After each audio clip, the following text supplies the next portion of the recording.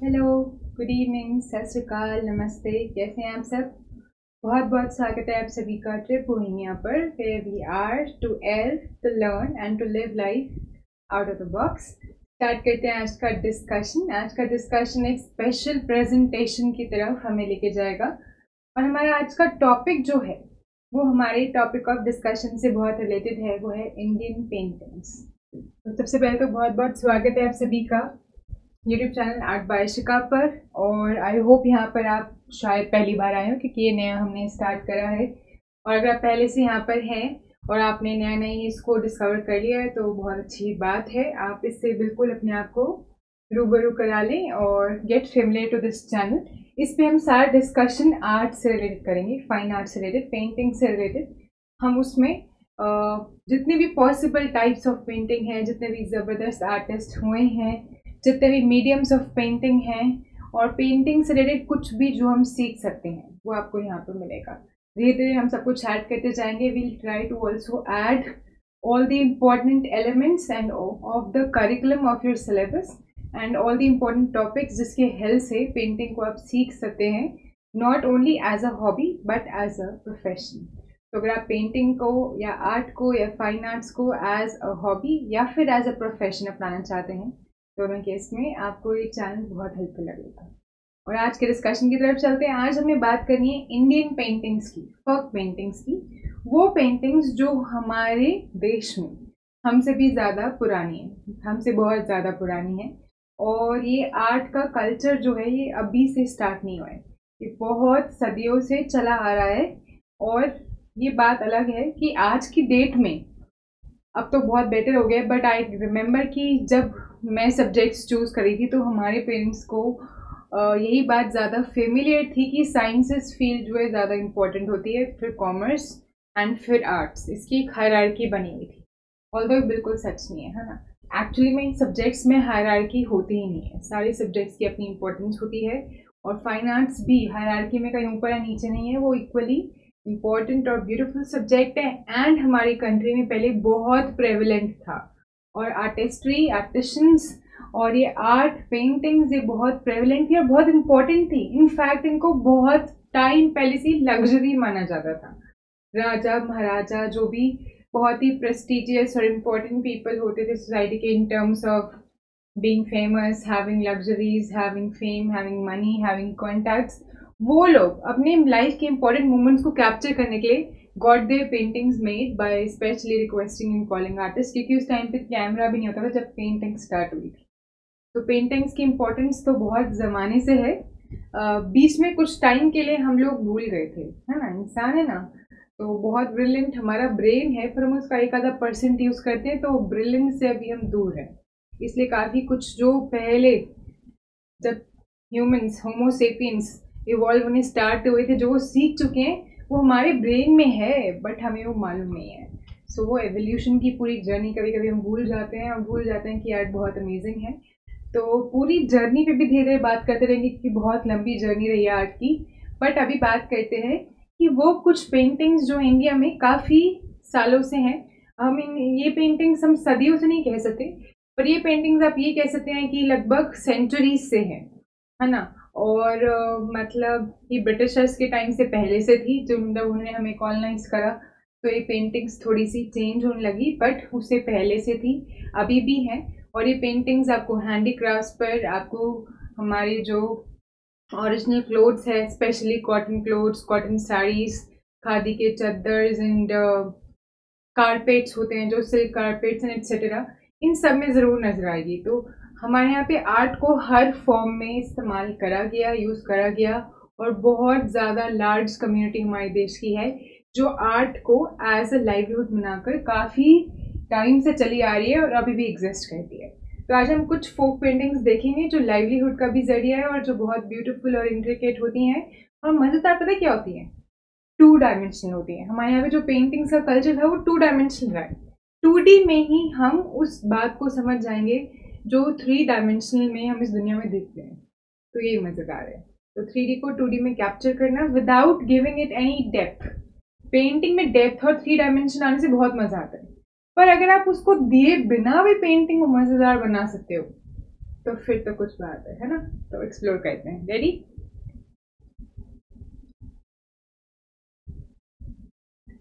तो मेरा नाम है Ashika and I am an artist and I'm here before you to present to you today's presentation and I hope you like it.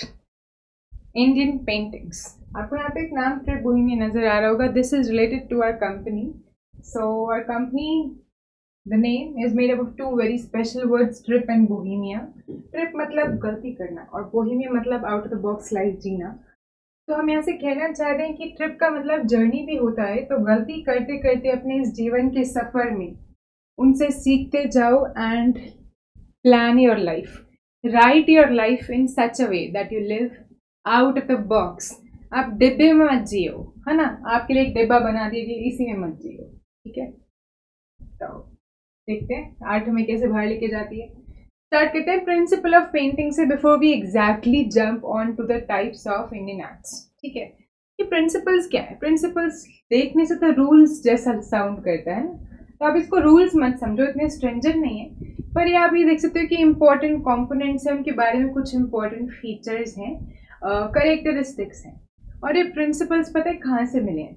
इसके लिए मैं ज़बरदस्ती इस बुक का नाम इनिशिएट करना चाहूँगी, कामा सूत्र बुक. वत्सयान ने जो लिखी थी. एंड आप सबका बिल्कुल ये सोचना होगा कि ये जो बुक है इसमें सब कुछ अबाउट सेक्स ही है.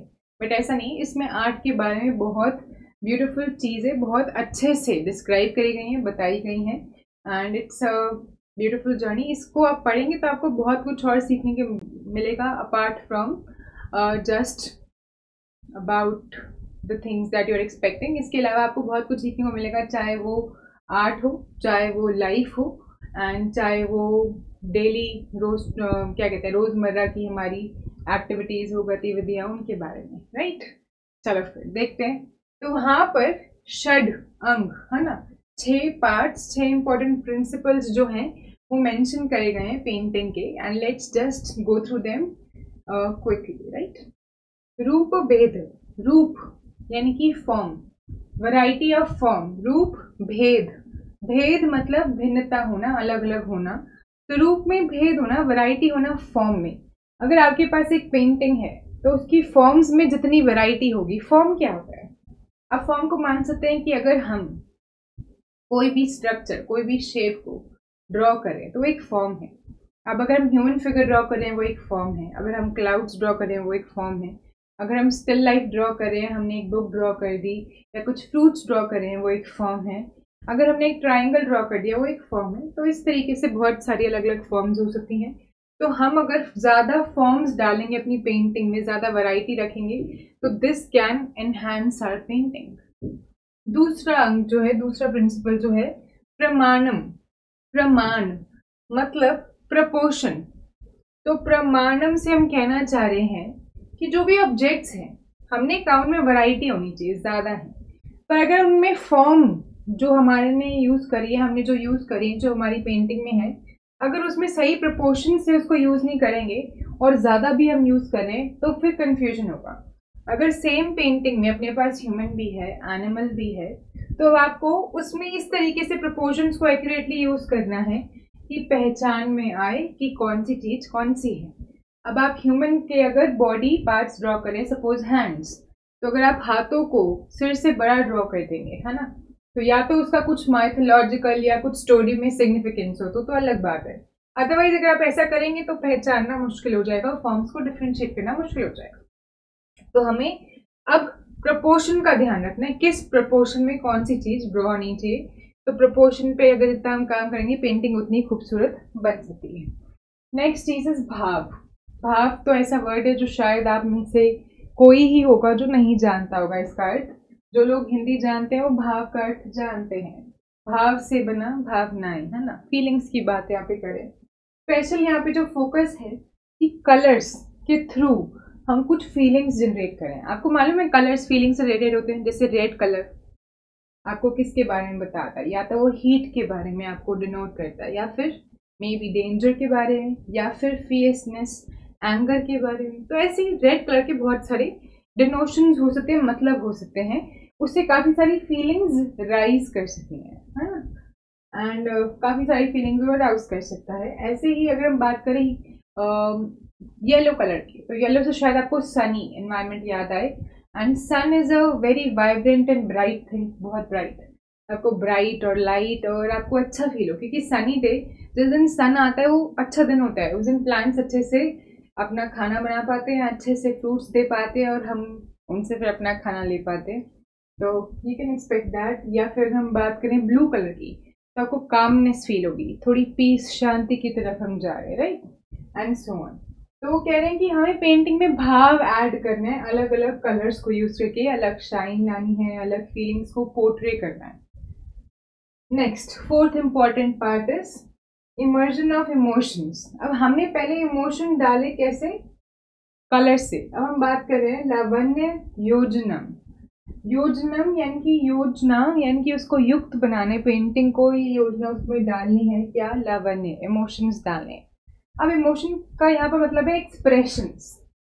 हम जब भी पेंटिंग बना रहे हैं अपना एक एक्सप्रेशन दे रहे हैं। आप ये बात समझते हैं सभी लोग जो भी यहाँ पर हैं, सब जाग रहे हैं, सोए तो नहीं है? कमेंट बॉक्स में आप बताते रहा करें मुझे कुछ भी अगर आपको डाउट हो इन बिटवीन, क्योंकि मैं कॉन्टिन्यूसली बोल रही हूँ, पर ये वन साइड कम्युनिकेशन नहीं है, ठीक है। लेक्चर में बार बार मैं अगर इंटरप्ट करूंगी तो आपको फ्लो टूटेगा, इसलिए आपको कुछ लगे आप बता सकते हैं। जब मैं स्क्रीन पे नजर आएगी, मैं हर थोड़ी देर में यहाँ देखती रहती हूँ कि आपका कोई कमेंट तो नहीं है, अगर मुझे नजर आएगा मैं जरूर उसका जवाब दूंगी।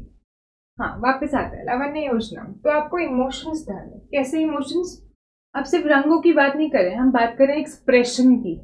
अगर हमने कोई ह्यूमन फिगर बनाई है, सपोज हम डांस दिखा रहे हैं या सेलिब्रेशन दिखा रहे हैं, आपने ह्यूमन फिगर्स बनाई है, तो पता चलना चाहिए कि वो खुश हैं, सेलिब्रेट कर रहे हैं, तो उनके इमोशंस वो पता चलनी चाहिए उनके बॉडी मूवमेंट से। तो सही बॉडी मूवमेंट्स को इस तरीके से यूज करना और वो एक्सप्रेशन इस तरीके से वाइब्रेंटली निकल कर आए और वो इमोशन पता चले कि वहाँ पे हैप्पीनेस है, तो आपको हैप्पीनेस ड्रॉ करनी है।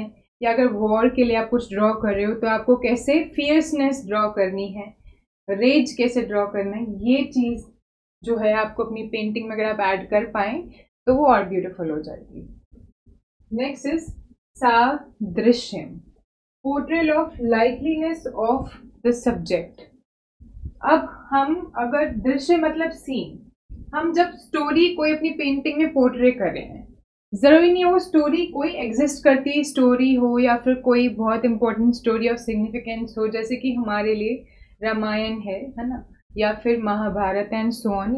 ये जो स्क्रिप्चर्स हैं हमने बचपन से पढ़े और सुने, तो जरूरी नहीं उन्हीं की बात करें। हम बात करें कि जो भी आपकी पेंटिंग में इंपॉर्टेंट सब्जेक्ट है ना, जो आपका फोकल पॉइंट है, आपको उसको इस तरीके से पोर्ट्रे करना है कि जैसी आप पेंटिंग देखो आपकी अटेंशन वहां पड़े और वो पेंटिंग से आपको बाहर ना लेके जाए, पेंटिंग के अंदर रखे। इसके कुछ रूल्स होते हैं, आगे चलते हम और सेशंस में देखेंगे। रूल्स ऑफ थर्ड्स कहते हैं इसे, अगर आपने सुना हो। वो यहाँ पे इससे डायरेक्टली रिलेटेड नहीं है, पर वो आपको अगर आपने पढ़ रखा है या फिर आगे हम कुछ सेशंस में डिस्कस करेंगे तो आपको पता चलेगा। उससे हमें पता चलता है कि पेंटिंग में कैसे फोकस क्रिएट करना है, कैसे पता चलेगा कि यही इंपॉर्टेंट एलिमेंट है, इसके आसपास कहानी हम रिवॉल्व करवा रहे हैं, वो चीज ऐड कर पाना। लास्ट इज वर्ण का भंग, मतलब कि mixing of colours to resemble effects of the painting. अब हम कितने अच्छे से अपनी पैलेट को यूज कर पाते हैं टू शो रियलिज्म। अब मिक्सिंग से रियलिज्म आता है। आप सबने देखा है कि पेंटिंग में मिक्सिंग भी कर सकते हैं। एक चीज मिक्सिंग होती है, एक चीज होती है पैच वर्क। अगर हम पैच वर्क करें मतलब हम ब्रश को डायरेक्टली पेंट थिक थिक लगाकर छोड़ रहे हैं, ओपेक पेंट लगा दिया छोड़ दिया, उसके कॉर्नर्स को सॉफ्ट करके मिक्सिंग करने की कोशिश नहीं कर रहे, है ना। हम पोस्टर कलर मीडियम में ऐसा करते हैं। अगर हम मिक्सिंग की बात करें, जैसे कि वाटर कलर, एक्रेलिक, ऑयल में स्पेशली हम मिक्सिंग की बात करें, अब रियल लाइफ में देखो क्या जरूरी हमेशा स्ट्रेट लाइन, ऐसी शार्प लाइंस होती है? मिक्सिंग होती है, मिक्सिंग होती है। अगर आप मुझे भी देख पा रहे तो मेरे फेस पे शायद अब एग्जैक्टली मैं अगर कैमरा में मेरे को जो दिख रहा है स्क्रीन पे रिप्ले, मैं उसमें देखी तो शायद आपको यहाँ पे कहीं कुछ डार्क लाइट नजर आ रही है, यहाँ पे light, that is because of the reflection. जहाँ पे लाइट पहुंच पा रही है, जो पार्ट आगे है वहां पे लाइट डायरेक्टली पहुंच रही है तो लाइट दिखेगा, जो थोड़ा सा अंदर या नीचे है वहाँ लाइट डायरेक्टली नहीं पहुंच रही, थोड़ा सा डार्क दिखेगा। पर क्या आपको उसके बीच में कोई शार्प लाइन नजर आ रही है? नहीं, क्योंकि वो लाइन फेस पे एग्जिस्ट ही नहीं करती है।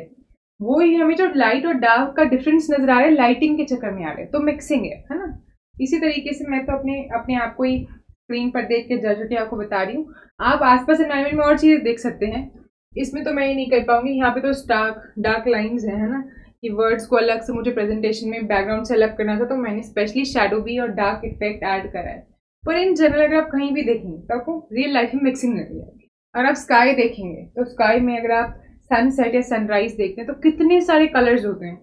आपको सनसेट और सनराइज के वक्त येलो, स्पेशली सनसेट के वक्त, या फिर सनराइज जब हुआ नहीं है उसे होते होते शुरू होते वक्त, होने के बाद तो एकदम येलो और वाइट लाइट हो जाएगी ब्राइट। उससे पहले आपको कलर्स दिखेंगे जैसे कि ऑरेंज है ना, येलो, वॉयलेट भी दिख सकता है, हल्का वाइनिश या ब्लू और क्रिम्सन का टिंट में मिक्स होता हुआ है ना। एंड ऐसे कलर्स आपको नजर आएंगे स्काई में, और ये सारे इतने प्यारे लगते हैं। पर ये ऐसे नहीं होते बिल्कुल भी कि एक अलग से वॉयलेट कलर है, नीचे अलग से एक लाइन बना दी हमने ब्लैक मार्कर से और फिर ऑरेंज कलर, ऐसा तो नहीं होता। तो कैसा होता है? ऐसा होता है कि उनमें मिक्सिंग होती है, पता भी नहीं चलता कि कौन सा कलर कहाँ से शुरू और कहाँ पे खत्म हो गया, बस सभी प्रेजेंट होते हैं अलग अलग तरीके से और आइडेंटिफाइबल होते हैं। तो रियलिज्म हम पेंटिंग में ऐड कर सकते हैं अगर हम अच्छे से मिक्सिंग कर सकें। मिक्सिंग करने के बाद वो रियलिस्टिक लगती है, क्योंकि रियल लाइफ में हर चीज़ में मिक्सिंग होती है, कहीं भी शार्प डार्क लाइंस नहीं होती, बहुत जगहों पे होती भी है। अब जैसे मैं अपने बैकग्राउंड से अलग नजर आ रही हूँ तो आपको यहाँ पे ऐसे आप इमेजिन कर पा रहे होगी कि एक लाइन है ना, ऑल्दो है नहीं ना, पर वो नजर आ रही है, तो कहीं कहीं पे आपको नजर भी आएंगी। पर इन जनरल आप देखोगे मिक्सिंग की बहुत इंपॉर्टेंस है। तो इसी बात को अगर आप पेंटिंग में ऐड कर पा रहे हो तो एक बहुत इंपॉर्टेंट चीज है। तो ये 6 या षड अंग हैं, 6 प्रिंसिपल्स हैं जो कामा सूत्र बुक में वत्स्यायन ने बहुत खूबसूरती से बताए हैं, राइट। एंड मैं चाहती थी कि टाइप्स ऑफ पेंटिंग से पहले आप ये समझें। अब चलते हैं टाइप्स ऑफ पेंटिंग की तरफ। तो स्टार्ट करते हैं types of paintings. Indian paintings की बात यहाँ पे खास तौर पे करें, इंडियन पेंटिंग कहते हैं, फोक पेंटिंग भी कहते हैं, क्योंकि इंडियन पेंटिंग्स का जो पिटारा है वो इससे बहुत ज़्यादा बड़ा है। पर ये इस टाइम पे अगर आप देखेंगे तो सबसे major types of painting prevalent है आज की डेट में। मैंने आपको बताया कि हम इसकी हिस्ट्री की बात भी करेंगे और सदियों से और सालों से जो चली आ रही पेंटिंग्स हैं इंडिया में और elsewhere around the world, around the globe, उन सब की बातें धीरे धीरे करेंगे। पर आज हमारा विषय है आज की डेट में जो इंडियन पेंटिंग जिनको हम कहते हैं, उन्हें फोक पेंटिंग भी कहते हैं, वो क्या है और कितने प्रकार की हैं, राइट। स्टार्ट करें। तो पहली है मधुबनी पेंटिंग। नाम जरूर सुना होगा सभी ने, मधुबनी, नाम ही इतना इसका विचित्र सा है। और मधुबन, बन में यहाँ पे वन है और उससे पता चल रहा है कि वन की बात हो रही है, जंगल की बात हो रही है ना। तो पेंटिंग्स में नजर आएगा कि आपको बहुत सारी चीजें इसमें ऐसी मिलेंगी जैसे कि ट्रीज, एनिमल्स है ना, एंड बर्ड्स। इसके ऊपर ज्यादा इन्होंने काम करा है। हर पेंटिंग के बारे में बेटा यहाँ पर मैं क्या करूंगी कि आपको एक पेज पे मैंने डिस्क्रिप्शन लिखा है आपके लिए, जिससे पेंटिंग की टेक्निक का थोड़ा सा आइडिया होगा, क्या आप बेस यूज करते थे पेंटिंग का उसका आइडिया होगा, क्या कलर्स यूज करते थे उसका आइडिया होगा। और नेक्स्ट पेज पे आपके लिए पेंटिंग्स होंगी जिससे आपको उसका पता चले कि कैसी पेंटिंग्स दिखती थी। इस तरीके से मैंने कुछ आपके लिए विजन क्रिएट करके प्रेजेंटेशन क्रिएट करने की कोशिश की है, ताकि आप हर पेंटिंग के बारे में थोड़ा जान पाए और थोड़ा देख पाए। पर किसी भी पेंटिंग को एक पेज या 2 पेजेस में डिस्क्राइब कर पाना मुमकिन नहीं है, चाहे वो इंडियन आर्ट हो चाहे वो कोई भी आर्ट हो। हर पेंटिंग की गाथा लंबी होती है। तो मेरा काम है यहाँ से आपको इंस्पायर करना, और अगर आपका कॉलेज का कोई प्रोजेक्ट है या एक्टिविटी है types of painting, Indian painting study करना, तो ये आपके लिए बहुत हेल्पफुल होगा। अगर आप इसमें डीप रिसर्च करना चाहते हैं तो I would recommend and inspire you to do that. इसमें बहुत डिटेल मिलेगी। इनमें से कोई पेंटिंग अगर आपकी आई कैप्चर करी, आपको लगता है कि इसको आपको ट्राई करना है अपने आर्ट फॉर्म में, तो आप उसको सीख सकते हैं, ट्राई कर सकते हैं, और उसकी अलग से क्लासेस भी हम ऑर्गेनाइज करेंगे, तो आप उसका हिस्सा भी बन सकते हैं। Coming back, Madhubani painting, let's read a little about it and then we go to the type of paintings possible through pictures. तो मधुबनी आर्ट, इसको मिथिला आर्ट भी कहते हैं, क्योंकि कहाँ पे ओरिजिनेट हुई, बिहार के मिथिला रीजन में। तो बिहार में ओरिजिनेट होने के चक्कर में इसे मिथिला आर्ट भी कह देते हैं। इस पेंटिंग में जो है बहुत टाइम से चली आ रही है, इस पेंटिंग का जो प्रचलन है वो बिहार के अलावा वेस्ट बंगाल में भी आपको नजर आएगा, क्योंकि मिथिला रीजन, इससे पहले की स्टेट्स अलग हो गई थी, ये मिथिला एक प्रोविंस भी था, तो उसका हिस्सा वेस्ट बंगाल भी था, इसलिए वहां भी आपको इसका जो है प्रचलन नजर आएगा। और थोड़ा बहुत सदर्न नेपाल में भी, क्योंकि वो सब चीजें आपस में टच कर रही हैं, आप समझ रहे होंगे, right. Artist create this painting using a variety of mediums including their own fingers और ट्विग्स। आप देख रहे हैं आजकल हम क्या यूज करते हैं, पेंसिल टू आउटलाइन, और उसके बाद हम क्या यूज करते हैं, पेंट ब्रशेस यूज करते हैं, या फिर कुछ स्पेशली डिजाइन स्पॉन्जेस या वो सब चीजें। पहले सब कुछ नेचुरल यूज करा जाता था, तो पेंट करने के लिए अपने हाथों का, फिंगर्स का भी इस्तेमाल कर लेते थे, ट्विग्स इस्तेमाल कर लेते थे। ब्रशेस अगर वो बनाते थे तो पता कैसे बनाते थे, उनके ब्रश और निब पेन हमारी जैसे नहीं होते थे। वो ब्रशेस को बनाते थे बैम्बू स्टिक से या फिर कोई भी यूजुअल लकड़ी से, और या नीम की लकड़ी ले ली। उसके बाद आगे से ना उस लकड़ी को ना क्या करते थे, जैसे हम च्यूनी करते हैं ब्रश करते वक्त नीम को, स्टिक को, अगर आपने किसी से नीम की स्टिक से ब्रश करने की या दातुन करने की कोशिश करी हो, दातुन बनाकर, है ना, तो आगे से उसको आप च्यू करोगे तो उसके ब्रिसल्स अलग हो जाएंगे लकड़ी के, तो थोड़ा सा रफ ब्रश बन जाएगा, है ना। हॉक ब्रश कह सकते हैं आज की डेट में हम उसको, अपनी मॉडर्न लैंग्वेज में सॉफ्ट ब्रिसल वाले ब्रश को सॉफ्टवेयर ब्रश कहते हैं, हार्ड वाले को हॉक ब्रश कहते हैं। तो हॉक ब्रश जैसा बन जाता था, तो उसका भी इस्तेमाल करते थे। या कभी कभी गोट के हेयर को वो आगे यूज करते थे, एज वुड को पीछे लगा लेते थे, उस पर गोट के हेयर आगे बांध देते थे ताकि वो ब्रश जैसा बन जाए। निप पेन्स भी इसी तरीके से वो बनाते थे, एंड मैच स्टिक्स का भी इस्तेमाल कर लेते थे। द पेंट्स, अब जो पेंट्स बनाए जाते थे वो सारे नेचुरल डाई होते थे। जितनी पेंटिंग हम पढ़ेंगे आज की डेट में, हम इन सब में एक्रेलिक पेंट्स यूज कर लेते हैं ज्यादातर इन पेंटिंग्स में, फॉक आर्ट में। पहले इसमें नेचुरल डाइज बनाए जाते थे। नेचुरल डाइज की खास बात क्या होती थी, वो सारे नेचर से ऑब्टेन होने वाले एलिमेंट से बनाए जाते थे। बहुत टाइम और मेहनत लगती थी उन्हें, बहुत ज्यादा, और उनमें थोड़े से साइड इफेक्ट्स क्या थे कि वो जल्दी खराब होने की क्षमता रखते हैं, क्योंकि वो नेचर से बनाए गए, नेचुरल मेथड से बनाए गए।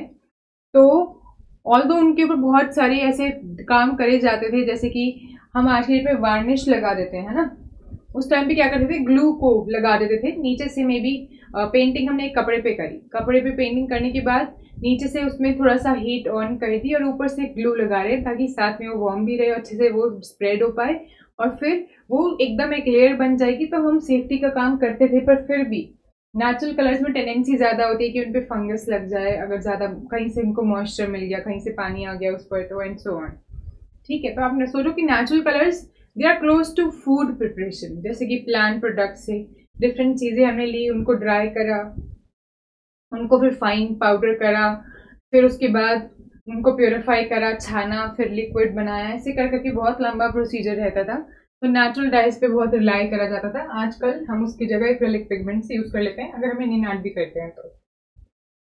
यहाँ बताया गया कि पिगमेंट्स को कैसे यूज करते थे वो। ऑकर और लैम्प ब्लैक, ये दो कलर्स फेमस है। ऑकर मालूम है ना, येलो की टोन, एक येलो ब्राउनिश टोन, है ना, मस्टर्ड के पास, और लैम्प ब्लैक यानी कि ब्लैक, ये कलर्स जो है इनका ज्यादा इस्तेमाल था। और reddish brown and black respectively इनकी टिंट्स हैं, बताया गया। The paintings are characterized by eye-catching geometrical patterns. There is a ritual for particular occasions such as birth, marriage, festivals जैसे कि होली, सूर्य षष्ठी, कली पूजा एंड सो ऑन। इन सब फेस्टिवल्स पे इन जनरल, सिर्फ मधुबनी के लिए नहीं, आप देखेंगे सभी पेंटिंग्स में, इंडियन पेंटिंग्स में फेस्टिवल्स की बहुत ज्यादा आपको खुशबू आएगी। पर जहाँ की पेंटिंग है वहाँ के फेस्टिवल्स, तो आपको मधुबनी में बिहार के या वेस्ट बंगाल के उस रीजन के फेस्टिवल्स की ज्यादा आपको वहाँ पे झलक देखने को मिलेगी। तो जहाँ की पेंटिंग वहाँ की झलक आपको ज्यादा नजर आएगी, राइट। चलें पेंटिंग की तरफ। ये कुछ ऐसी नजर आती है पेंटिंग, ध्यान से आप यहाँ पे नजर डालें। मैं आपको हर पेंटिंग में बताना चाहूंगी, अगर आप ध्यान दें, बहुत बारीक आपको नजर आ रही होगी कि आप स्क्रीन पर देख रहे हैं।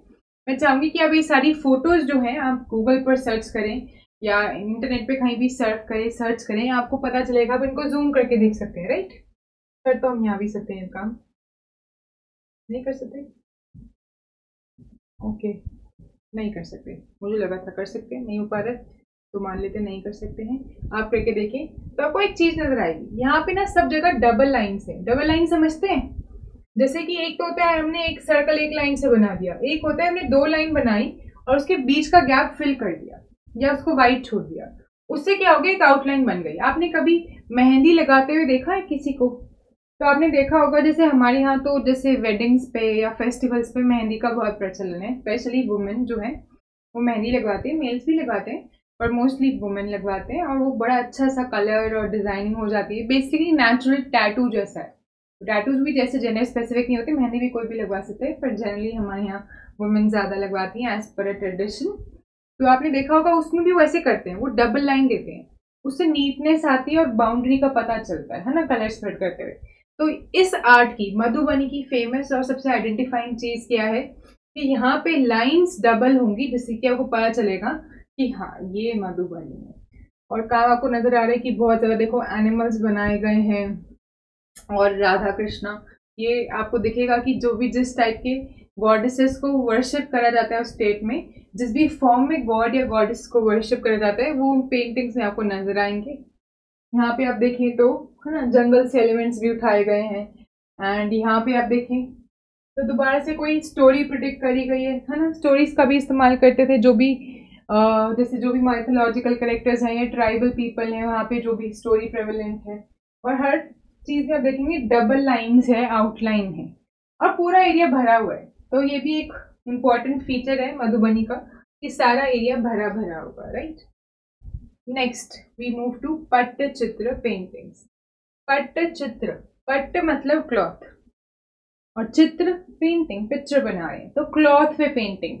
तो क्लॉथ का मतलब यहाँ पे स्क्रॉल्स है, उनको स्क्रॉल कहते थे। होता क्या था, कपड़ा ही था, कपड़ा है और उसको स्क्रॉल कहते थे। कपड़ा कॉटन का, उसको क्या करते थे, उसको पहले प्रिपेयर करते थे पेंटिंग के लिए। जैसे हमें आज की डेट में कैनवस रोल मिलता है, बना बनाया कैनवस का कपड़ा मिल जाता है, या वो हमें इनफैक्ट वो कवर्ड भी मिल जाता है, हमें कैनवसेस मिल जाते हैं, स्ट्रेच कैनवसेस जो लकड़ी की फ्रेम के ऊपर चढ़े होते हैं, हम आसानी से उन पर पेंट कर पाते हैं, राइट। बट पुराने जमाने में ये सुविधा नहीं थी, तो वो कॉटन के कपड़े को लेते थे, और कैनवस आपने देखा होगा थिक होता है, तो उसको इतना प्रिपेयर करते थे कि वो वैसा बन पाए कि फिर उस पर पेंटिंग करी जा सके। तो अलग अलग चीजों का इस्तेमाल करा जाता था, यहाँ पे बताया गया है। तो एक क्लॉथ पे स्क्रॉल पेंटिंग है, कहाँ पे फेमस थी, ओडिशा में, स्पेशली ओडिशा कहते हैं आजकल, पुराना नाम इसका ओडिशा है, हमें तो वही याद है। एंड बताया गया है कि वहां पे फेमस थी। और कैसे प्रिपेयर करा जाता था, but paintings are done on small strips of cotton cloth. और कैनवस कैसे प्रिपेयर करा जाता था, ग्लू के हेल्प से, with a mixture of chalk and gum. आज की डेट में हम उसे ग्लू कहते हैं। तो गम को नेचुरली प्लांट से एक्सट्रैक्ट करते थे, उसमें चॉक पाउडर डालते थे। आजकल हम क्या डाल लेते हैं, हम अलग अलग चीजें यूज करते हैं, हम मार्बल पाउडर यूज कर लेते हैं, है ना, पुट्टी यूज कर सकते हैं, गैसो यूज करते हैं, कुछ भी यूज करते हैं, जिससे कि हम क्या करें, कपड़े में, हम तो कैनवस में पोर्स खत्म करते हैं, वो कपड़े में करते थे तो और ज्यादा मेहनत करनी पड़ती थी। तो वो ये सब करते थे, गम को चौक को मिक्स करके कपड़े पे लगा देते थे, कपड़े को उसमें डिप कर लेते थे, ताकि क्या हो जाए, उस पर एक लेयर आ जाए और उसके पोर्स बंद हो जाए, ताकि उस पर पेंटिंग करी जा सके और वो आर पार ना जाए, कलर ज्यादा वेस्ट ना हो और पेंटिंग होल्ड कर पाए कपड़ा। मेड फ्रॉम गुआर और टैमराइन सीड्स। अब गम कैसे बनाते थे, सिर्फ एक तरीका नहीं है, जैसे कि पेड़ से एक्सट्रैक्ट करी जा सकती है, उसके अलावा टैमराइन सीड से भी बनाने की कोशिश करते थे। देन इट इज रब by taking the help of 2 different stones. अब जैसे आपने कपड़े को ग्लू में चॉक पाउडर में डिप कर दिया, सुखा दिया, तो क्या उस पर इवनली होगा सारा पाउडर? नहीं, आप थोड़ा सा तो हाथ से करोगे पर थोड़ा उबड़ खाबड़ तो रह जाएगा। अगर आपने कभी कैनवस पे भी कुछ बेस पे चॉक पाउडर या कुछ भी मिक्स करके ग्लू में, गम में लगाने की कोशिश करिए, उस पर कुछ बेस में टेक्सचर लाने के लिए, आपने देखा होगा कि उसमें ज्यादा ही टेक्सचर आ जाएगा, क्योंकि नेचुरली अगर आप करोगे तो बाद में आपको क्या करना पड़ेगा, उसे स्मूथ करना पड़ेगा। तो हम तो उसे सैंड पेपर से कर देते थे। तो उस टाइम पे कैसे करा जाता था, कुछ रफ स्टोन्स ले लेते थे, 2 स्टोन्स, और दोनों तरफ से कपड़े को रब करते थे, ताकि जो भी उसमें ग्लू और चॉक पाउडर चढ़ा है वो इवनली स्प्रेड हो जाए और एक पतली फिनिश आ जाए। और फिर उस क्लॉथ के मिक्सचर को, जब एक सरफेस आ गया हमारे पास, बड़े से फिनिश आ गई, उसको पेंट करा जाता था with vegetable colours, earth colours and stone colours. Vegetable colours आपको बताया, नेचुरल कलर्स, यानी कि वेजिटेबल से जो कलर्स मिलते हैं। तो अगर कोई ग्रीन वेजिटेबल है तो उसकी हेल्प से ग्रीन कलर को एक्सट्रैक्ट करके यूज करेंगे, रेड वेजिटेबल से रेड को ऐसे करके, एंड अर्थ कलर्स जैसे कि ब्राउन कलर यूज करना है या ग्रे कलर यूज करना है, तो वो हम क्ले सॉइल से या सॉइल को यूज करके वहां से बनाएंगे। स्टोन कलर्स आपने देखा है, स्टोन बहुत वाइब्रेंट कलर के आते हैं, तो स्टोन को पाउडर करके, जैसे रिवर के पास जो स्टोन होते हैं, आपने अगर कभी भी आप घूमने गए हो, आपने देखा होगा उसमें बड़े मल्टीपल कलर्स मिल जाते हैं। हम जब छोटे थे वहां से बहुत सुंदर सुंदर कलर्स के पत्थर हम कलेक्ट करके ले आते थे घर पर, और हम देखते थे कि यार इतने सुंदर कलर्स कैसे हैं, बिल्कुल unusual, green, bright red, bright blue, ऐसे कलर्स एकदम नेचुरली अवेलेबल है ना। तो वो कलर्स के स्टोन्स को पाउडर करके, वो पाउडर करेंगे फाइन पाउडर बना के, फिर उसको इसी तरीके से गम में, ग्लू में, लिक्विड चीज़ों में मिक्स करके, ताकि वो उसी कलर का पेंट जैसी फॉर्म में आ जाए, उसको यूज करा जाता है। पट्टचित्र पेंटिंग। अब देखते हैं, यहाँ पे नजर आपको आ रही है, सब पट्टचित्र है। मैंने इनको अलग अलग शेप में कट करा गया, वरना जनरली स्क्रॉल जो है रेक्टेंगुलर पीस ऑफ क्लॉथ होता था, या फिर बहुत बार बैम्बू भी होता था। यहाँ पे जो काम है वो बैम्बू पर है, ये दोनों काम क्लॉथ पर है। आप ध्यान से देख सकते हैं, है ना। जो बैम्बू पे काम करा जाता था उसका प्रोसीजर अलग होता था, जो अभी मैंने आपको पूरा प्रोसीजर बताया वो क्लॉथ का था। जो बैम्बू पे काम करा जाता था वो जनरली बंगाल में भी होता था, ओडिशा में भी होता था। और कैसे होता था कि बैम्बू पर ना एक वो वाटर, एक ऐसा लिक्विड बना लेते, उसमें डिप करते एक शार्प पॉइंटेड निडल जैसी चीज, और फिर उसके यहाँ पे ड्रॉ करते हैं। और वो जो लिक्विड होता है वो इस तरीके का केमिकल होता है, नेचुरली बनाया गया, कि वो यहाँ पे केमिकल रिएक्शन कॉज करता है। आपने देखा बचपन में हमने पढ़ा था कि एसिड बेसिस सॉल्ट कैसे टेस्ट करने हैं। तो आप सबने एक एक्टिविटी करी होगी जो एनसीईआरटी में थी, कि हल्दी एक पेड़ पे लगा दो और उसके बाद सर्फ वाला पानी ना उसके ऊपर डालो कहीं कहीं पर, है ना। और आपने देखा होगा ऐसा करने से ना उसका कलर चेंज करा होगा, रेडिश ब्राउनिश हो गया होगा, है ना। वैसे ही वो इस बैम्बू के स्टिक पर जब ड्रॉ करते हैं ना, तो वो कुछ इंक की जगह वाटर यूज करते हैं, उसमें कुछ एसिडिक डालते हैं, उससे जब वो यहाँ पे करते हैं ना तो कलर ऑटोमेटिकली ब्लैक होता जाता है जहां जहां पे वो ड्रॉ करते हैं। तो बहुत मेहनत का काम है, बार बार वाटर पिक करेंगे, यहाँ पे ड्रॉ करेंगे, वो ब्लैक हो जाएगा। ऐसे बहुत बारीक बैम्बू पे ड्रॉइंग्स करेंगे। यूजुअली मल्टीपल ड्रॉइंग्स भी करते थे, एक से ज्यादा भी करते थे। स्क्रॉल में भी ऐसा होता था, ये बहुत लंबे लंबे स्क्रॉल, जैसे बोर्ड है इतना बड़ा स्क्रॉल भी होता था, इससे बहुत ज्यादा बड़े भी अलग अलग दीवारों पर भी करी जाती थी, या दीवार पे स्क्रॉल पेस्ट भी करा जाता था। और उसमें क्या होती थी, कहानियां, कि एक पार्ट एक कहानी का एक चैप्टर बताएगा, अगला पार्ट अगला चैप्टर। ऐसे जब बैम्बू पे करा जाता था, तो यहाँ पे बैम्बू अगर देखेंगे अगर आप, तो ऐसा होगा कि कनेक्ट कर देंगे एक बैम्बू से दूसरा, फिर तीसरा, ऐसे कनेक्टेड, सब पे कहानियां हैं। किसी पे में भी शिव जी की पूरी लाइफ की स्टोरी, किसी पे गणेश जी की, एंड सो ऑन, राइट। तो ये सब बहुत प्यारी होती है। आपको अगर आप इंडिया में ही रहते हैं तो आपको बहुत जगह पे इसकी बहुत ब्यूटीफुल रियल लाइफ एग्जाम्पल्स मिल जाएंगे। नेक्स्ट इज गोंद पेंटिंग्स, है ना। Gond paintings again another beautiful form of paintings in our country. ये फेमस है मध्य प्रदेश में, सेंट्रल इंडिया में आपको पाई जाएंगी ये पेंटिंग्स। कैसे बनाई जाती हैं, they are known for their distinctive dotting technique. इनकी खास बात है, मैं आपको हर चीज में पहचानने का तरीका बता रही हूँ। मधुबनी में आपको बताया कि सब कुछ डबल लाइन होगा, नेचर से रिलेटेड पेंटिंग्स ज्यादा होंगी, है ना। पट्टचित्र में हमने क्लॉथ का सिग्निफिकेंस देखा, राइट। हमने देखा कि बैम्बू पे भी वो करी जाती है, स्क्रॉल होगा उसमें, और नेचुरल डाइस का इस्तेमाल किया जाएगा। अब गोंद आर्ट में आपको डॉटेड लाइंस मिलेंगी, बहुत ज्यादा फॉलो करती है ना। इसमें भी एनिमल्स वगैरह को वो ज्यादा बनाते हैं, पर ज्योमेट्रिकल पैटर्न्स का इस्तेमाल यहाँ पे ज्यादा मिलेगा। कुछ जिगजैग लाइंस, ट्राइंगल, स्क्वायर्स, इन चीजों का इस्तेमाल यहाँ पे मिलेगा। कुछ पैटर्न ऐसा नजर आएगा, ये इनकी ज्यादा पहचान है। कलर्स दोबारा से नेचुरली यूज करे जाते हैं।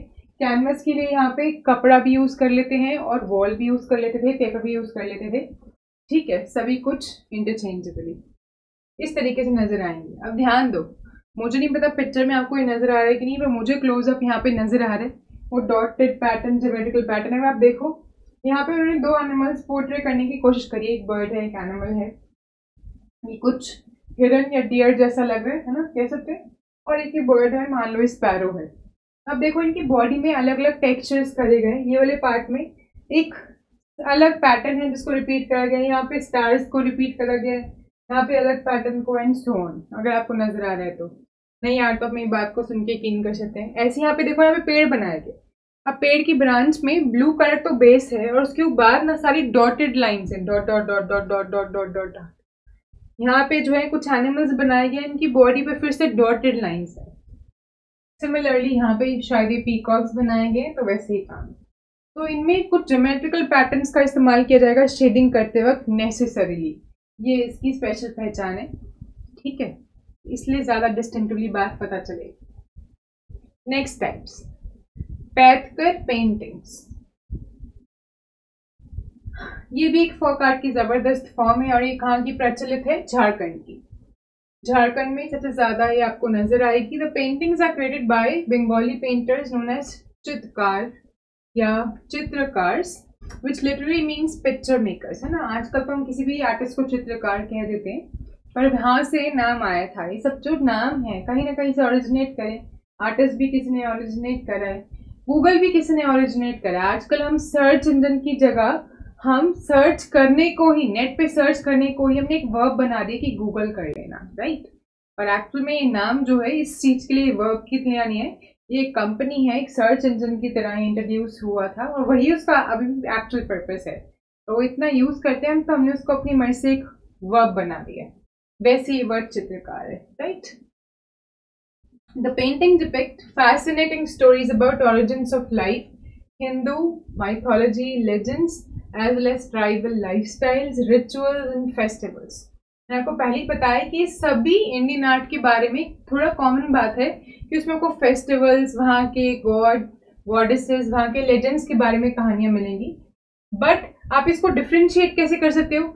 जब ये सारी पेंटिंग्स अपने आप दोबारा सर्च करोगे ना, मेरी क्लास के बाद या मेरे साथ यहाँ पे इस प्रेजेंटेशन के बाद, तब धीरे धीरे डिफ्रेंशिएट कर पाओगे, क्योंकि इन सबका किसी भी गॉड या गॉडेस को डिनोट करने का एक तरीका है और इन सबका किसी भी गॉड या गॉडेस का इन्होंने कुछ नाम या कोई फॉर्म अपने दिमाग में फिक्स कर रखा है, राइट।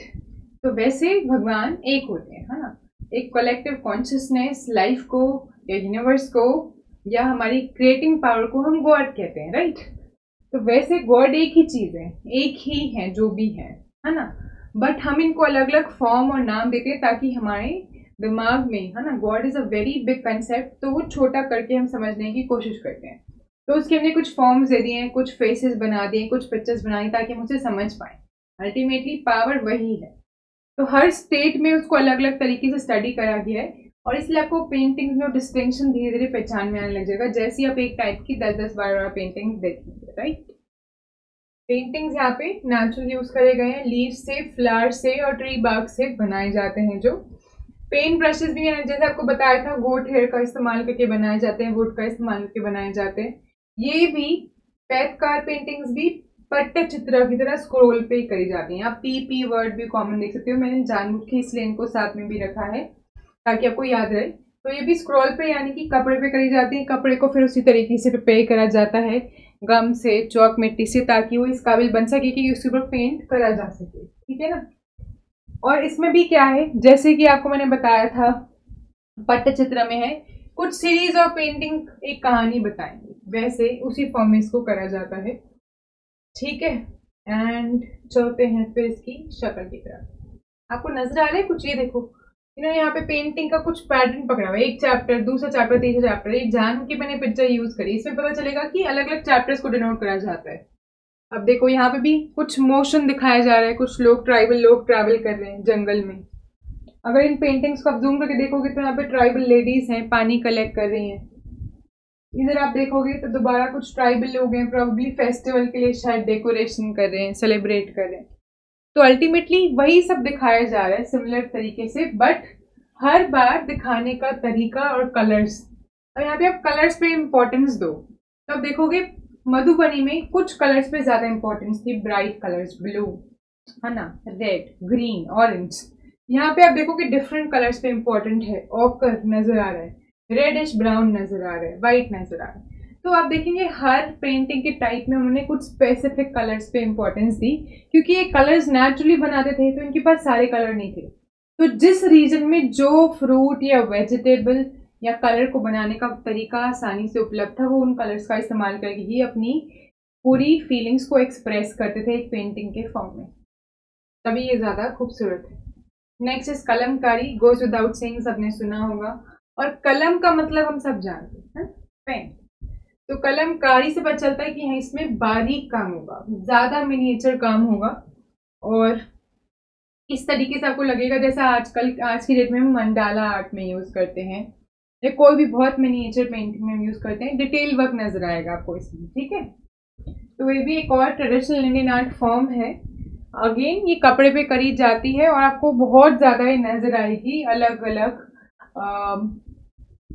इंडस्ट्री में, टेक्सटाइल इंडस्ट्री में, एज डिजाइनिंग, साड़ीज के ऊपर, सूट्स के ऊपर, कोट्स के ऊपर, है ना, both for main and women आपको ये नजर आएगी।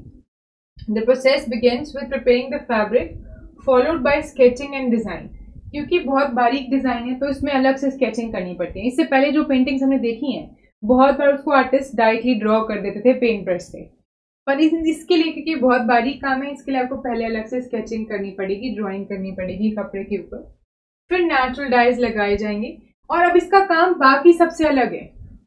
कलमकारी में कपड़े को पहले प्रिपेयर नहीं करा जाता है, पहले उस पर स्केचिंग और ड्राइंग करी जाती है, उसके बाद उसको धोया जाता है और धीरे धीरे करके उस पर एक एक डाई लगाया जाता है। अब धोने के बाद पहले पूरे उस पर येलो डाई लगा दिए फॉर एग्जाम्पल, है ना। उसके बाद जहां जहां पे हमें रेड की जरूरत है तो दोबारा उसको कलर में डिप करके वहां पे रेड कलर लगाया। अब ताकि जिस जिस जगह पे हमें रेड नहीं चाहिए उस जगह में हम पहले वैक्स लगा देंगे ताकि अब उस जगह पे रेड ना आ जाए, और वैक्स लगाने के बाद पूरे कपड़े को रेड कलर में डिप कर देंगे, बाद में वैक्स हटा देंगे तो बाकी जगह पे हमने पहले येलो कलर करा था वो बच जाएगा, जहाँ पे वैक्स नहीं लगाई थी वहां रेड कलर आ जाएगा। इस तरीके से एक एक करके डिप कर करके यहाँ पे कलर चढ़ाया जाता है, और पहले ड्राइंग करके फिर बाद में कलर चढ़ा के और बाद में कपड़े को पक्का करा जाता है। रिवर्स प्रोसेस है ना। और पढ़ने की कोशिश करते हैं। आर्टिस्ट यूज कलम और pen made from sharpened bamboo. अब आज की डेट में तो हमारे पास पेंसिल्स हैं, तब कैसे करते हो, तो बैम्बू को शार्प कर लेते थे आगे से, है ना। और date palm sticks, date palm खजूर खाए हम सब ने, उसकी स्टिक्स को शार्प कर लेते थे और फिर उसके साथ फाइन हेयर अटैच करके यूज करते थे। The outlines are often drawn using natural blanking made from iron rust. अब हमारी पेंसिल में आगे जो हम यूज करते हैं वो ग्रेफाइट होता है, पेन में हम ये यूज करते हैं इंक जो केमिकल से बन जाती है। उनके पास तो ऐसा नहीं था कुछ, तो ब्लैक के लिए क्या यूज करते थे, अब ड्रॉ करना है, ब्लैक आउटलाइन चाहिए, कुछ डार्क आउटलाइन चाहिए, तो आयरन की रस्ट को यूज करते थे जो ब्राउनिश ब्लैकिश टेक्सचर दे देती थी, और उसके हेल्प से फिर वो क्या करते थे, उस शार्प स्टिक पे बार बार उसको लगाएंगे रस्ट को, फिर ड्रॉ करेंगे, जब वो खत्म हो गई दोबारा लगाएंगे फिर ड्रॉ करेंगे, राइट। इस तरीके से बहुत मेहनत से काम करा जाता था। आर्टिस्ट यूज्ड कलम और pen to fill in the colours applying them in a specific sequence. मैंने आपको जैसे बताया wax was used to prevent colours from spreading. मैंने आपको बताया था जहां जहां पे कलर और नहीं आपको फैलाना डिप करते नहीं चाहिए वहां पे वो वैक्स लगा रहे थे। And then the fabric is washed and dried before the next colour. अब येलो लगा दिया, कपड़े को सुखा दिया, फिर जहां जहां पे येलो के बाद अब रेड नहीं चाहिए वहां वैक्स लगा दी, फिर रेड कलर में डिप कर दिया, फिर कपड़े को सुखा दिया। अब ग्रीन कलर करना है तो जहां जहां पे येलो और रेड हमें नहीं छेड़ना उसको ऊपर वैक्स लगा दी, बाकी जगह ग्रीन चाहिए, ग्रीन में कपड़े को डिप कर दिया और सुखा दिया।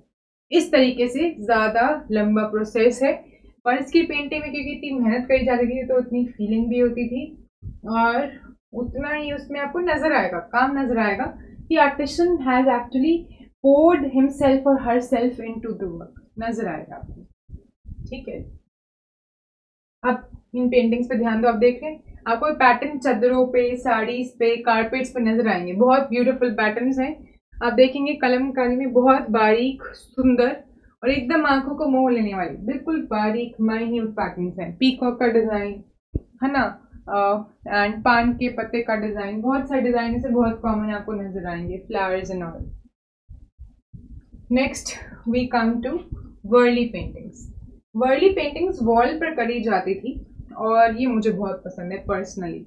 ये इंडियन आर्ट में मेरा वन ऑफ द फेवरेट है। मैंने बच्चों को उतना पढ़ाया था जब मैं स्कूल में टीचर भी थी। I was PGT mathematics, but art तो कभी गई नहीं, तो फिर उस टाइम मैं आर्ट वर्कशॉप्स लेती थी स्कूल में, तो तब I taught them Warli painting और मुझे बहुत पसंद है। इसे बेस प्रिपेयर करा जाता है या तो येलोइश या ब्राउनिश और नेचुरल चीजों से। गेरू आपने शायद सुना भी ना, आजकल तो यूज नहीं होता है, तो गेरू अदरवाइज आपको इन जनरल किसी भी कन्फेक्शनरी शॉप पे, पुरानी कन्फेक्शनरी शॉप पे मिल जाएगा, शायद नई शॉप्स तक उसे रखती भी ना। उसका अलग अलग इस्तेमाल था, किचन में इस्तेमाल होता था या गार्डनिंग में एंड ऑल। तो गेरू को वो रेड कलर का, ब्राउनिश रेड कलर का सब्सटेंस होता है पाउडर, उसको लगा के वॉल को प्रिपेयर करते थे, रेडिश टिंट दे देते थे या फिर ब्रिक पाउडर, अलग अलग चीजें यूज करते थे जिससे कि आप वॉल को थोड़ा रेडिश ब्राउनिश बेस दे दो और उसके ऊपर फिर वाइट से स्टिक ड्राइंग के हेल्प से जो है फेस्टिवल्स और सेलिब्रेशन बनाई जाती थी। और वर्ली आर्ट को बाकी इंडियन आर्ट में से आप आसानी से पहचान सकते हो, अलग से ही नजर आएगी, है ना। पढ़ते हैं थोड़ा इसके बारे में। तो locally source materials and traditional techniques को इस्तेमाल करके वर्ली आर्ट बनाई गई है और it typically involves a white pigment made from rice flour and water. अब वो जो व्हाइट कलर में जिसकी बात करी वो भी बड़ी मेहनत से बनाते थे। कैसे? राइस फ्लोर से, यानी कि राइस के आटे से, यानी कि चावल के आटे से चावल को पीस कर और उसको पानी में मिलाकर। और इतना भी आसान नहीं था सिर्फ चावल पीस लिया पानी में मिला ले, इसका भी ध्यान रखना है कि वो खराब ना हो, किस तरीके से उसका टेम्परेचर रखना है, मिक्सिंग करनी है, उसको फाइन बनाना है। तो पूरी मेहनत करके एक प्योर व्हाइट कलर बनाया जाता था। और बेस पे जैसे मैंने आपको बताया गेरू या कभी कभी मिट्टी लगा लेते थे तो येलो ब्राउनिश टेक्सचर आ जाता था, या कभी कभी काउ डंग लगाते थे तो ग्रीनिश या ब्राउनिश टेक्सचर आ जाता था। अलग अलग नेचुरल चीजें लगा के बेस को एक डार्क कलर दे दिया जाता था। Geometrical figures, circles, triangle, squares, bamboo sticks, basically stick drawing जिसे हम आज की डेट में कहते हैं, उन सबको यूज करके, ठीक है ना, वो ड्रॉ करते थे फिगर्स। और उसके लिए जो ब्रश यूज करते थे वो कैसे करते थे? Chewed at one end. मैंने आपको बताया था ना कि अगर आप कोई बैम्बू स्टिक ले लोगे आज के दिन में, जैसे हम नीम से दातुन करते हैं, कोई भी स्टिक, उसको एक साइड से अगर आप च्यू करोगे तो रफ हो गया ब्रश जैसा बन जाएगा, और बाकी बचा हुआ स्टिक बच गया। तो उसको ऐसे यूज करके हम पेंटिंग्स करते थे, ब्रश जैसा टेक्सचर वहां से लाने की कोशिश करते थे। पेंटिंग्स को ज्यादातर जो है किसी ओकेशन जैसे कि वेडिंग या फेस्टिवल पे क्रिएट करा जाता था, जैसे आपको मालूम ही है। और वर्ली आर्ट बहुत मिनिमलिस्टिक होती है, इसमें ज्यादा कलर्स का काम नहीं है। एक बार बेस पे कलर लगा दिए, बाद में सारा काम सिर्फ व्हाइट से होगा। तो बहुत ही ब्यूटीफुल टाइप है, आपको अलग से नजर भी आ गया होगा। जो मैंने कही थी पहचानना बड़ा आसान है। देखो तो ज्योमेट्रिकल फॉर्म्स नजर आएंगे आपको, इंसान इसमें ट्राइंगल और सर्कल्स और लाइन से बने नजर आएंगे, स्टिक ड्राइंग बेसिकली। अभी देखो क्या दिखा रहे हैं, सेलिब्रेशन दिखा रहे हैं, ट्राइबल पीपल सेलिब्रेट कर रहे हैं, डांस कर रहे हैं, है ना। यहाँ पे देखो आपको इसमें म्यूजिक के लिए ट्रम्पेट और ड्रम्स नजर आएंगे, ड्रम है, ये डांसिंग मूव है, सब सर्कल में डांस कर रहे हैं। स्पेशली आपको बहुत ज्यादा सर्कुलर फॉर्म्स नजर आएंगे इसमें, है ना, बहुत ज्यादा। ज्योमेट्रिकल ट्राइंगुलर भी हो सकती है पर सर्कल तो बहुत फेमस। यहाँ देखो अब यहाँ सर्कुलर नहीं है तो फॉर्म कैसी है, इसमें देखो आपको डांस नजर आ रहा है। ये सब एक कार्ट में, बुलक कार्ट में कुछ लेकर जा रहे हैं, यहाँ सेलिब्रेट कर रहे हैं, डांस कर रहे हैं, अलग अलग तरीके से खाना बना रहे हैं, शेयर कर रहे हैं, एनिमल्स को भी सेलिब्रेट कर रहे हैं। मे भी कुछ अच्छी यहाँ पे फार्मिंग का अच्छा प्रोडक्ट रहा हो, फार्मिंग को जब हम हार्वेस्ट करते हैं हार्वेस्टिंग अच्छी रही हो, तो ये सब सेलिब्रेशन चल रहा है। तो वर्ली आर्ट में आपको बहुत ज्यादा सेलिब्रेशन, यहाँ पे वेडिंग का भी सीन नजर आ रहा है ना, तो वेडिंग एंड ये सब पोर्ट्रे करा जाता है। मुझे बहुत ब्यूटीफुल लगती है, मिनिमलिस्ट होती है कि एक बेस को डार्क कर दिया, बाद में आपने सिर्फ एक सिंगल मोनोटोन व्हाइट कलर से सब कुछ बेसिक कम से कम लाइनों वाली ड्राइंग में डिनोट कर दी, है ना। मुझे बहुत पसंद है। नेक्स्ट इज थंगका पेंटिंग्स, ये भी अलग से आप पहचान पाओगे। इसमें आपको थोड़ा सा टच आएगा पहाड़ी पेंटिंग्स का, वहीं की है क्योंकि है ना, तो आप इनको देख के पहचान पाओगे कि हाँ कुछ तो पहाड़ों से आ रहा है। Thangka paintings are prominent art form in Indian states of Sikkim, Himachal Pradesh, Ladakh and Arunachal Pradesh, है ना। ऊपर वाली पूरी पहाड़ों की बेल्ट इन्होंने ले ली, इधर से स्टार्ट करते हुए कश्मीर से इधर तक चले गए, है ना। नेपाल वाला पार्ट भी थोड़ा बहुत इसमें आप ले सकते हैं, पहले जो अपनी कंट्री इंडियन सब कॉन्टिनेंट का पार्ट था। These paintings are rooted in Buddhist traditions. मैंने आपको बोला है पहाड़ी पेंटिंग्स है, आप देखोगे बुद्धिज्म यहाँ पे बहुत प्रेवलेंट रहता है, स्पेशली हिली रीजन्स में, यहाँ पे बुद्धिज्म बहुत प्रेवलेंट रहता है। तो ये पेंटिंग्स बुद्धिज्म की बहुत सारी चीजों को डिनोट करेगी, वहां पे आपको नजर आएगा, है ना। The canvas is prepared again with glue and gypsum. अब की बार क्या यूज करेंगे? जिप्सम यूज करेंगे, स्टोन, है ना। And then outlines are drawn in black ink followed by painting with natural pigments. अब यहाँ पे इंपॉर्टेंट चीज क्या है, बहुत सारे इंडियन पेंटिंग्स में इसका इस्तेमाल किया जाता है and this is one of that painting, thangka painting. इसमें 24 कैरेट गोल्ड भी लगाया जाता है। कैसे? उसकी गोल्ड लीव्स आती हैं, आज की डेट में भी आती हैं 24 कैरेट गोल्ड की, उससे कम कैरेट की भी आती है, पर इस वक्त इतनी महंगी पेंटिंग्स बनती थी इनमें 24 कैरेट गोल्ड भी लगाया जाता था। लीफ के फॉर्म में आती है, जहां जहाँ पे कहीं आपको ज्वेलरी दिखानी है, जैसे इसमें गॉडेस को ड्रॉ करेंगे तो उसकी ज्वेलरी, उनकी ज्वेलरी ड्रॉ करने के लिए वो जहाँ पे ज्वेलरी है वहां पे ग्लू लगाकर, है ना, कुछ भी पेस्टिंग सब्सटेंस लगाकर वो गोल्ड लीफ पेस्ट कर देंगे। जैसे हम क्या आजकल मिठाइयों पे वर्क नहीं होता है सिल्वर का, है ना, काजू कतली खाई उस पर सिल्वर सिल्वर सा वर्क लगा होता है, उतनी थिन गोल्ड की लेयर होगी और वो बहुत इजीली पेस्ट कर जाती है। तो ज्वेलरी के लिए या फिर अगर आप टेम्पल्स बना रहे हैं तो उनको दिखाने के लिए, उनके पिलर्स गोल्डन दिखाने के लिए एंड सो ऑन। हाइलाइट्स के यूज करते हैं। Pigments derive from crushed minerals. Pigments को मिनरल से, मेटल वाले स्टोन से क्रश करके, प्लांट से या कभी कभी गोल्ड और सिल्वर जैसे प्रेशियस मेटल से भी डिराइव करके यूज करा जाता था। Minute details like flowers, clouds, background are painted and gold paint is added for highlights. They are also created using embroidery, एक important point है, और applied silk. एम्ब्रॉयडरी बहुत सुंदर होती है, आर्ट फॉर्म, एक बहुत ब्यूटीफुल आर्ट फॉर्म है, मुझे ये भी पसंद है, मैं करती भी हूँ एम्ब्रॉयडरी, और एम्ब्रॉयडरी में मजा आता है ना, उसमें आप थ्रेड के हेल्प से स्टिच करके कोई सुंदर डिजाइन बना रहे हो। तो ये पेंटिंग्स जो हैं इनको एम्ब्रॉयडरी की फॉर्म में भी करा जाता है, आपको उनके क्लोथिंग में, अगेन कारपेट्स में, हैंडीक्राफ्ट्स में भी नजर आएगा कि वो पेंटिंग उस तरीके से करी गई है ना। आपको देख के पता चल रहा होगा कि इसमें टच है। ये पेंटिंग्स आपने कहीं ना कहीं, अगर आपने हिली स्टेशन में ट्रैवल करा है तो आपने या तो टेम्पल्स में या वहाँ के मॉन्यूमेंट्स में या वहाँ की जनरल बिल्डिंग्स में आपने कहीं ना कहीं जरूर देखी होंगी। और इनका फॉर्म बहुत यूनिक होता है, देखते ही पहचान जाओगे कि थंग का पेंटिंग्स है ना। इनकी कलर स्कीम, किस तरीके से चीजें पोर्ट्रे करी गई हैं, बुद्धिज्म का भी आपको कहीं ना कहीं इसमें रेलेवेंस नजर आएगा, उसके एलिमेंट्स का रेलेवेंस नजर आएगा, राइट। और कुछ गोल्डन ज्यादा नजर आएगा, दिख रहे हो कहीं ना कहीं ज्वेलरी में गोल्डन, ये गोल्ड लीव्स को यूज करा गया, यहाँ पे गोल्डन एलिमेंट है, बीच बीच में गोल्ड लगाया गया, बॉर्डर्स में भी, तो गोल्डन आपको यहाँ पे यूज नजर आएगा, है ना। नेक्स्ट आर मंजूषा पेंटिंग्स, है ना, ये भी बहुत ब्यूटीफुल पेंटिंग्स होती हैं। They are also from Bihar, जैसे कि मिथिला पेंटिंग्स थी हमारी, याद है, मधुबनी आर्ट, वैसी मंजूषा ये भी बिहार से। अगेन एम से मिथिला, एम से मंजूषा मिलता जुलता है, पर ये रटने का तरीका तो ऐसा मत सोच लेना हर एम वाला टाइप, इसे स्टार्टिंग बिगिनर्स के लिए, ताकि अगर आप कोई कोर्स में है, आपको कोई एग्जाम देने, सपोज आप BFA करें, बैचलर्स ऑफ फाइनेंस, या MFA करें, या फिर आप कोई डिप्लोमा करें आर्ट में, और आपको इन चीज़ों को एज ए करिकुलम याद करना है, तो बस एक शॉर्टकट है, एक बारी हेल्पफुल, थोड़ा बहुत दिमाग भी लगाना है साथ में।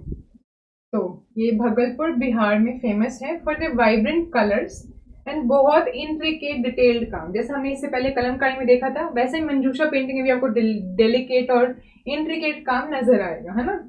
The paintings are typically done on cloth और paper using natural colours and the story of Behula Bishahari is portrait. अब इन पेंटिंग्स को पहचाना बहुत आसान है, क्योंकि बिहुल बिशारी कहानी है एक वुमेन की और उसके हस्बैंड की। आप इसे पढ़ेंगे तो और डिटेल में आपको पता चलेगा। ये पेंटिंग्स जो हैं जनरली स्टोरी को ही डिपिक्ट करती हैं। बहुत बड़ी बड़ी पेंटिंग, छोटी छोटी पेंटिंग सब मिल जाएंगी आपको इसमें, इसी टॉपिक के ऊपर, इन्हीं कहानी के ऊपर। Traditionally artist use natural pigments, green, pink और येलो। ये अगली पहचान है इन पेंटिंग्स की। आपको दूर से इसमें ब्राइट पिंक नजर आएगा। अभी तक आपने किसी भी और इंडियन पेंटिंग में पिंक का इस्तेमाल नहीं देखा होगा। वो बहुत सिंपल बेसिक पिगमेंट्स यूज कर रहे हैं, येलो यूज कर लिया, ग्रीन यूज कर लिया, ब्लू यूज कर लिया, रेड यूज कर लिया, बस, है ना। इनफैक्ट रेड जैसा ब्राइट भी सब नहीं करे, डल डल कलर्स में है। और इसमें आपको ब्राइट पिंक, ब्राइट येलो और ब्राइट ग्रीन, ये 3 कलर जरूर नजर आएंगे, जिससे आपको पहचान में आएगी ये पेंटिंग, ठीक है। और इसमें इंसानों को एक्स की शेप में बनाने की कोशिश करी जाती है। अगर कोई इंसान एक्शन में नहीं है तो वो एक्स शेप में होगा, अगर एक्शन में है तो एक्शन वाली शेप में होगा, अदरवाइज एक्स शेप में होगा, राइट। चलो फिर देखते हैं, हम देखते ही आपको पहचान में आएगा। इस पेंटिंग को ध्यान से देखो। इस पेंटिंग में देखो, आपको नजर आ रहा है यहाँ पे एक मेल कैरेक्टर ड्रॉ करा गया, यहाँ पे एक फीमेल, पर दोनों थोड़े एक्स शेप में है ना। तो इस तरीके से इनको ड्रॉ करा जाएगा, यानी कि इनकी बॉडी का प्रोपोर्शन एक्स की शेप में रखा जाएगा। यहाँ पे भी ऐसी है, 3 फिगर्स है, तीनों को एक्स के तरीके से पोर्ट्रे करा गया है यहाँ पे भी। और ये तीनों में अगर आप ध्यान दोगे ना, तो ये वाइफ और हस्बैंड और इनके बीच में वो जो कहानी है उसी के ऊपर डिनोटेड है। देखते ही पता चल रहा है कि ब्राइट पिंक है, ब्राइट येलो है और ग्रीन कलर का इस्तेमाल करा गया है। ये ग्रीन जो है ब्राइट है पर साथ में डार्क भी है, तो ये जो ग्रीन है this is close to a darker version of the green, right. Sap green dark version में इस्तेमाल करा गया। Next we move to Phad paintings. They are known from Rajasthan and again ये जो है ज्यादातर वहाँ के जो गॉड हैं उनको वर्शिप करने के लिए बनाई जा रही थी। और जो कैनवस है वो कैसे बनाया जाता है, खादी से।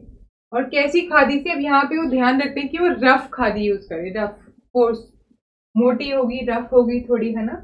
उसको सोक करके ड्राई करा जाएगा, प्रिपेयर करा जाएगा पहले, and then it is treated with the primer made from boiled flour and gum. आटे को बॉइल करके उसमें ग्लू मिक्स करके और कैनवस को प्रिपेयर करा जाएगा। which is then burnished with a stone. Burnishing वही जो आपको पहले नहीं बताया था कि 2 स्टोन की हेल्प से करे थे, अभी एक ही स्टोन से करेंगे। ये सिर्फ आगे वाली साइड से स्टोन से बर्निश करके उसको थोड़ा सा स्मूथिंग दे देंगे, ठीक है ना। Which is then burnished with a stone to create a smooth surface. A rough sketch often in yellow. अब ये अलग बात है, आप देखोगे इनकी ड्राइंग की आउटलाइन हमेशा येलो में होगी। ये जो रफ स्केच ड्रॉ करते हैं वो लाइट कलर से करते हैं, बाकी सब जगह हम डार्क ब्लैक स्टोन से या ब्राउन स्टोन से, रस्ट स्टोन से कर रहे थे। यहाँ पे वो येलो स्टोन से आउटलाइन करेंगे, कैनवस पर ड्राइंग बनाएंगे before they paint, followed by detailed painting. अब इनके एक फॉर्म में आपको एक चीज और नजर आएगी, इसमें काम डिवाइडेड है। जो आर्टिस्ट है वो मेल और फीमेल हमेशा कंबाइंड होंगे। मेल जो है वो पेंटिंग का काम करेगा और फीमेल जो है वो पेंट बनाने का। They had their work profiles divided already. अब जो येलो यूज करते थे वो ऑर्नामेंट्स में, ऑरेंज यूज करते हैं लिम्स में, है ना। जैसे हमारे लिम्स क्या है, हैंड्स और लेग्स, तो उनके लिए वो ऑरेंज यूज करेंगे। And torsos, black is use for outlines and detailing. Other colours like green, brown, blue, red are use to add details. Men artisans prepare canvas and the burnishing, while women artisans prepare the natural pigment. जैसे मैंने आपको कहा था इनके में काम already divided होता है। अब ये देख के आपको नजर आ जाएंगे। देखो अगर मैंने स्पेशली दिखाने की कोशिश करी कि मेल को या मेल का हैंड यहाँ पे पेंट करते हुए, फीमेल जो है कलर प्रिपरेशन में इन्वॉल्व है। They had their work divided. अब इनका काम देखो, आप देखोगे कि यहाँ पे येलो से भी सिग्निफिकेंस येलो कलर की भी है, बाकी कलर्स की भी है। अब इसमें किस तरीके से इंसान को दिखाया गया, अगर आप ध्यान दोगे ना, बैठ के देखोगे आप, तो हर टाइप ऑफ इंडियन पेंटिंग में इंसान को बनाने का तरीका अलग है। इससे पहले अभी हमने मंजूषा पेंटिंग देखी, उसमें इंसान को एक्स की तरह बनाया गया। अब इसमें इंसान को अलग तरीके से बनाया गया। और मजे की बात है कि सब में 2 डायमेंशनल ही दिखाया गया, 3 डायमेंशनल नहीं दिखा रहे, पर फिर भी कुछ डिफरेंस है। देखने से पता चल रहा है क्या बताने की कोशिश यहाँ पे वो कर रहे हैं, राइट। अगली है Pithora paintings. Pithora paintings are from Gujarat and Madhya Pradesh. Basically वो सेंट्रल और वेस्टर्न पार्ट ऑफ इंडिया पे हम नजर डाल रहे हैं। The process begins with wall being prepared by mud या फिर काउ डंग। अब ये ज्यादा आपको नजर आएंगी वॉल पर, और ये बहुत सेक्रेड प्रोसेस माना जाता था। इन पेंटिंग्स को करने से पहले बहुत ज्यादा मेहनत करी जाती थी, है ना। The process begins with preparing the wall surface using cow dung, water, natural pigments derived from crushed stones, flowers, leaves, etc. Brushes are often made from bamboo and or the stems of khakhra plant. ये नया है कि सिर्फ bamboo use नहीं करते थे, कभी कभी वो ब्रशेस खाखरा प्लांट से भी बना लेते थे। Before painting, the walls are often ritually purified. मैंने आपको कहा था कि इसको बहुत ही प्योरिफिकेशन का और बहुत इंपॉर्टेंट प्रोसेस मानते थे, सेक्रेड प्रोसेस मानते थे। पहले वॉल को किसी प्रीस्ट को बुला के प्यूरिफाई करवाते थे। मतलब एकदम पेंटिंग नहीं है वो उनके लिए बहुत मतलब इम्पोर्टेंट चीज है, विच इज स्पिरिचुअली इम्पोर्टेंट। तो प्यूरिफाई कराएंगे, फिर पेंटिंग बनाएंगे, बिल्कुल नाप कर कितना एरिया है, कितने बनाई जानी चाहिए। फिर पेंटिंग बनाकर कोई प्रीस्ट ही आकर उस पेंटिंग को सबको एक्सप्लेन करेगा, वो सब सुनेंगे और सेलिब्रेट करेंगे, समझ लो। तो उनके लिए बहुत वर्शिप का पार्ट था, एक बहुत सेक्रेड प्रोसेस था। तो कहाँ पे थे? Before painting, the walls are often richly purified. Once the painting completes, a ceremony often follows involving the Badwa reading the painting, naming the deities and narrating their stories. तो deities मतलब जिनको हम worship करते हैं, तो उनके नाम वो बताएंगे। Badwa is basically a priest over here, ठीक है। उस टाइम पे इनकी इम्पोर्टेंस सिमिलर थी as of a priest today। वो बताएंगे कि हाँ एज अ टीचर आप मान सकते हैं, जो हमें बताएंगे कि हाँ ये deities हैं, ये इनकी कहानी रही है, इस तरीके से आके इन्होंने इस दुनिया में अच्छा काम करा, ह्यूमैनिटी को प्रमोट करा एंड सो ऑन, राइट। तो अब देखो ये जनरली वॉल आर्ट का एक टाइप है, क्लॉथ पे भी करा जाता है स्क्रॉल पे, पर ज्यादा वॉल आर्ट है। तो अब ध्यान दो, तो वॉल आर्ट है, इसका करने का तरीका थोड़ा आपको नजर आएगा कि बेस जनरली इसका काउ डंग होगा। तो इस तरीके से आपको थोड़ा सा मस्टर्ड या ऑकर या ब्राउनिश टोन आपको बेस में नजर आएगी, क्योंकि वो काउ डंग को मिट्टी से मिक्स करते हैं, तो ऐसा ही कलर आपको नजर आएगा, है ना। और इसमें देखो इंट्रिकेट पैटर्न से, बॉर्डर्स की भी सिग्निफिकेंस है, बॉर्डर बनाएंगे अलग तरीके से। अब दोबारा से ही हो सकता है सेलिब्रेशन हो सकता है कुछ भी दिखाने की कोशिश की जाए। ह्यूमन फॉर्म्स देखो कैसे बनाई गई है। अगर आप ध्यान दो तो ह्यूमन फॉर्म्स यहाँ पे ज्योमेट्रिकली बनाई गई, रेक्टेंगुलर बॉडी है और फिर हैंड्स है ना। तो अलग तरीके से बनाई गई यहाँ पे। आप देखो सब जगह यहाँ पे भी स्टिक ड्राइंग का आपको इम्पोर्टेंस नजर आएगा, राइट। तो आई होप आपको मजा आया हो बहुत सारी टाइप्स ऑफ इंडियन आर्ट सीखने में। एंड इस सेशन में यही मेरा टारगेट था कि आपको पता चले अपनी कंट्री में जो आर्ट फॉर्म है वो किस फॉर्म की है। मैंने आपको बताया कि दिस इज़ नॉट ऑल, बहुत सारी और आर्ट फॉर्म्स अपनी कंट्री में हैं और रही हैं, और उन सबको एक ही दिन में और एक सेशन में नहीं पढ़ा जा सकता। पर आज का हमारा मेन जो टारगेट था वो था ये देखना कि कितने फॉर्म्स हैं ऐसे, और कैसे फॉर्म्स हैं, कैसे कलर्स यूज़ करे जाते हैं, कैसे बेस प्रिपेयर करा जाता है, और कैसी वो पेंटिंग्स नजर आती है बनने के बाद। हमने एग्जांपल्स देखे हर टाइप की पेंटिंग, राइट।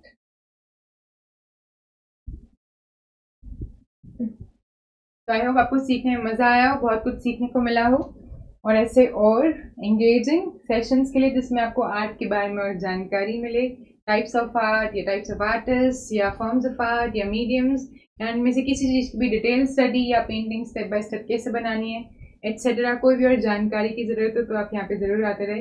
एक इम्पॉर्टेंट चीज आपके साथ और शेयर करनी है, we have an app that goes by the name Trip Bohemia, ऐसा इसका नाम है और ऐसा इसका सिंबल है। एंड इस पे we have lot of courses for you. इस पे जो कोर्सेज हैं they are generally paid, free courses are available on YouTube channel, paid courses on this app. और अगर आप प्रोफेशनल या बिगिनर लेवल पे कुछ सीरियस कोर्सेज में इन्वॉल्व होना चाहते हैं तो आपको इस वेबसाइट पे जाना है edu.tripbohemia.com, या फिर ऐप पे जाना है। ये दोनों कनेक्टेड हैं, वेबसाइट और ऐप। जैसे आप edu.tripbohemia.com पे जाएंगे आपको यहाँ पे मेन्यू सेक्शन में 8 कोर्सेज सेलेक्ट करना है ना। तो आपको ऐप पे 2 कोर्सेज मिलेंगे, मैथ्स और आर्ट से, है ना। I teach both. तो आपको 8 कोर्सेज में जाना है। आपको यहाँ पे वैरायटी ऑफ कोर्सेज मिलेंगे for beginners as well as for advanced students. Monthly basis पे आप इनमें एनरोल कर सकते हैं एंड आप बहुत कुछ सीख सकते हैं। तो you can explore whatever you want to learn over here. We can always add more courses, क्योंकि मैंने अभी ये स्टार्ट करे हैं कोर्सेज, तो मैंने अभी कुछ बेसिक कोर्सेज रखे हैं, एडवांस भी हैं, मतलब कुछ लिमिटेड नंबर ऑफ कोर्सेज रखे हैं। अगर आप चाहते हैं कोई और चीज़ भी आप आर्ट में सीखना चाहते हैं, बिल्कुल मेरे को बता सकते हैं। We can always initiate a new course and add to the list. तो आप ये चेकआउट कर सकते हैं। आपको अगर कोई भी ज़रूरी लिंक्स चाहिए तो आपको सब डिस्क्रिप्शन बॉक्स में मिल जाएंगे। I will try to attach them all. और ये ऐप है, इसको तो आप डाउनलोड कर लीजिए और अपनी फैमिली का एक स्ट्रॉन्गर हिस्सा बन पाइए। मैं ध्यान दे रही हूँ मेरी ड्रेस और आपका कलर मैच कर रहे हैं ना, कोइंसिडेंस। सो आर्टिस्ट तो ये चीज़ नोटिस कर ही लेते हैं। That's all for this session. I am Ishika and let's meet in the next session and continue our discussion. Bye bye. Thank you for being a wonderful audience.